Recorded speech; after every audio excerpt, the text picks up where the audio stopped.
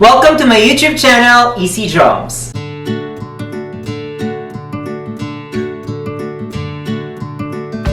Sawadee ka, Thailand! Welcome back to my YouTube channel. This is Easy Jomz and welcome to our kitchen. And tonight, ang lulutuin natin is an Asian dish. This is my first time I'm gonna try it out. This is the famous Pad Thai. Okay, let's go through our ingredients. For our protein, ang gagamitin natin ay chicken breast. Na-slice ko na siya. Shrimp. And then, of course, we need some eggs. And then, we will have some tofu. Itong tofu na to is the pressed tofu kasi mas firm siya. Para kapag sinutay natin siya, hindi siya madudurog kaagad-agad. And of course, we need yung ating Pad Thai noodles. There's two types. Yung isa dry, and this one is yung fresh na sinasabi nila. So, yun yung gagamitin ko this time.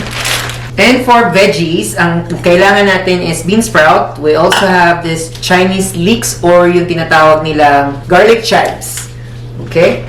And then, we will be needing onion, of course, and garlic upon sauteing. And then, para sa sauce natin, ang kailangan natin is fish sauce. Yan yung pinaka-main ingredients ng Pad Thai. Tamarind concentrate. Siracha. And sugar. I'm using brown sugar.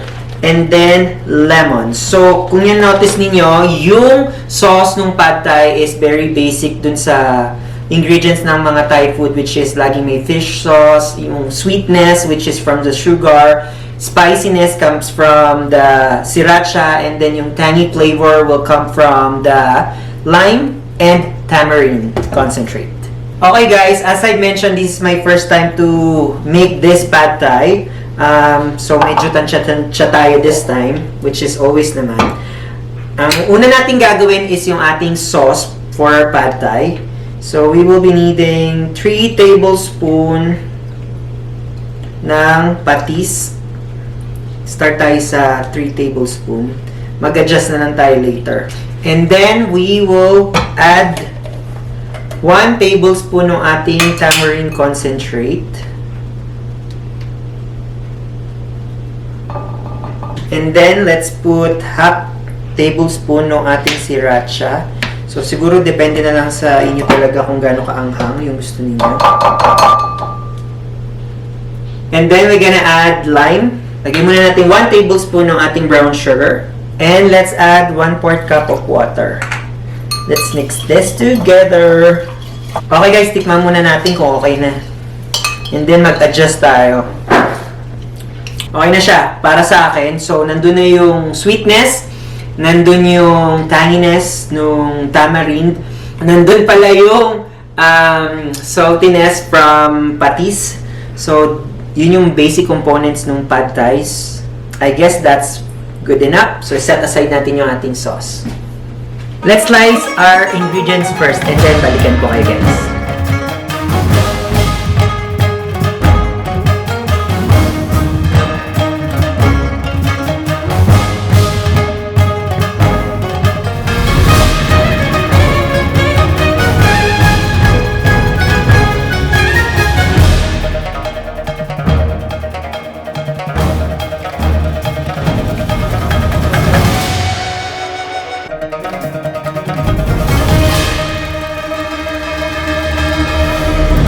Okay guys, na-prepare na natin lahat ng ating ingredients. Mag-start na tayo magluto.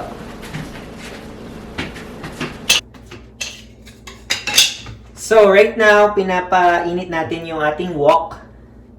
Kapag ready na siya, saka natin i-start yung pag-saute ng ating garlic and onion and then yung mga proteins natin. Okidoki, mainit na yung ating wok. So, maglalagay tayo ng oil. So, most probably, mga 2 tablespoons. And then,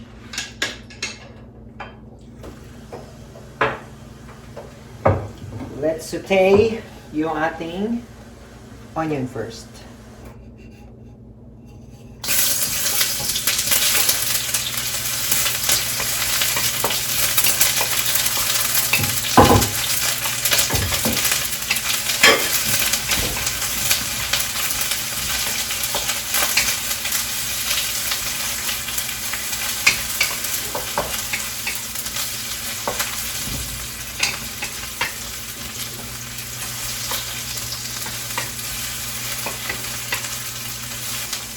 Then let's add yung ating garlic.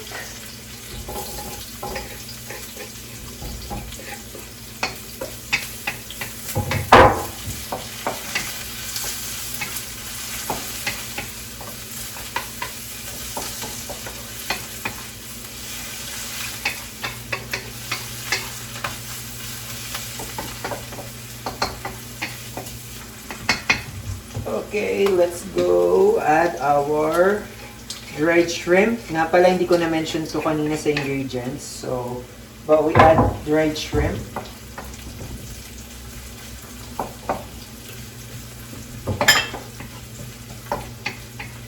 And then, let's add yung ating chicken fillet.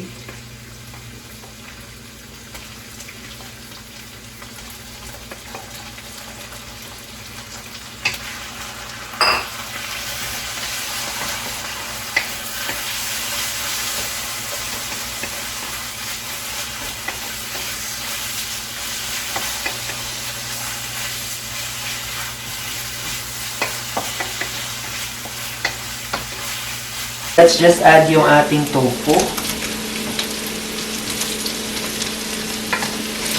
We put our shrimp.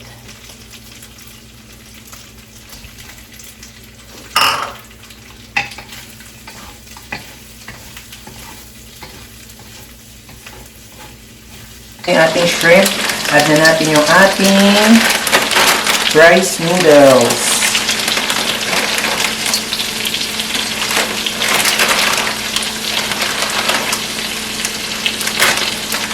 Lutuin natin yung egg dito sa side.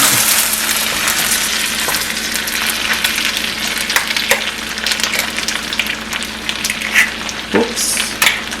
Sumama. And another one. And guys, may egg na tayo.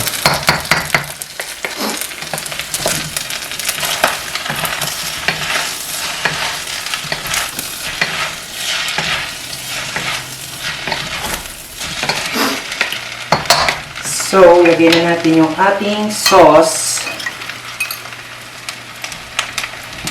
para maluto yung ating noodles.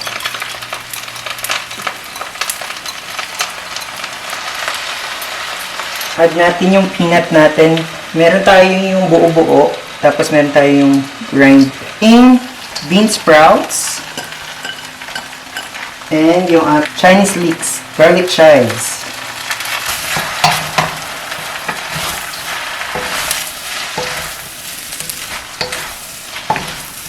Dagdagan natin ang spice, which is chili flakes. Sana successful yung ating pad thai, guys.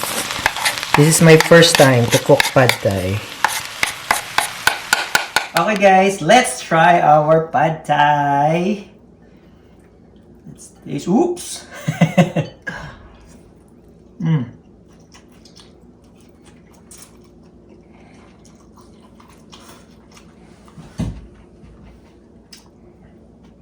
Alright. So guys, if you're interested, I will put yung measurement dun sa link below. And then, kayo na bahala mag-adjust. Depende sa spiciness, kung gusto nyo na medyo sweet or gusto nyo na medyo maasim.